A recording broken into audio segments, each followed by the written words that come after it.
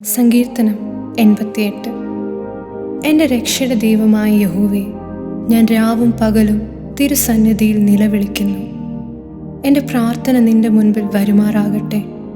എൻ്റെ നിലവിളിക്ക് ചെവി ചായ്ക്കണമേ. എൻ്റെ പ്രാണൻ കഷ്ടത കൊണ്ട് നിറഞ്ഞിരിക്കുന്നു. എൻ്റെ ജീവൻ പാതാളത്തോട് സമീപിക്കുന്നു. കുഴിയിലിറങ്ങുന്നവരുടെ കൂട്ടത്തിൽ എന്നെ എണ്ണിയിരിക്കുന്നു. ഞാൻ തുണയില്ലാത്ത മനുഷ്യനെ പോലെ ആകുന്നു. ശവക്കുഴിയിൽ കിടക്കുന്ന ഹതന്മാരെ പോലെ എന്നെ മരിച്ചവരുടെ കൂട്ടത്തിൽ ഉപേക്ഷിച്ചിരിക്കുന്നു. അവരെ നീ പിന്നെ ഓർക്കുന്നില്ല. അവർ നിന്റെ കയ്യിൽ നിന്ന് അറ്റുപോയിരിക്കുന്നു. നീ എന്നെ ഏറ്റവും താണക്കുഴിയിലും ഇരുട്ടിലും ആഴങ്ങളിലും ഇട്ടിരിക്കുന്നു. നിന്റെ ക്രോധം എൻ്റെ മേൽ ഭാരമായിരിക്കുന്നു. നിന്റെ എല്ലാ തിരകളും കൊണ്ട് നീ എന്നെ വലച്ചിരിക്കുന്നു. എൻ്റെ പരിചയക്കാരെ നീ എന്നോട് അകറ്റി. എന്നെ അവർക്ക് വെറുപ്പാക്കിയിരിക്കുന്നു. പുറത്തിറങ്ങുവാൻ കഴിയാതെ വണ്ണം എന്നെ അടച്ചിരിക്കുന്നു. എൻ്റെ കണ്ണ് കഷ്ടത ഹേതുവായി ക്ഷയിച്ചു പോകുന്നു. യഹോവേ, ഞാൻ ദിവസം പ്രതിയും നിന്നെ വിളിച്ചപേക്ഷിക്കുകയും എൻ്റെ കൈകളെ നിങ്കലേക്ക് മലർത്തുകയും ചെയ്യുന്നു.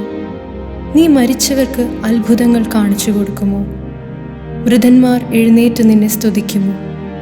ശവക്കുഴിയിൽ നിന്റെ ദയയും വിനാശത്തിൽ നിന്റെ വിശ്വസ്തതയും വർണ്ണിക്കുമോ? അന്ധകാരത്തിൽ നിന്റെ അത്ഭുതങ്ങളും വിസ്മൃതിയുള്ള ദേശത്ത് നിന്റെ നീതിയും വെളിപ്പെടുമോ? എന്നാൽ യഹോവേ, ഞാൻ നിന്നോട് നിലവിളിക്കുന്നു. രാവിലെ എൻ്റെ പ്രാർത്ഥന തിരുസന്നിധിയിൽ വരുന്നു. യഹോവേ, നീ എൻ്റെ പ്രാണനെ തള്ളിക്കളയുന്നതെന്തിന്?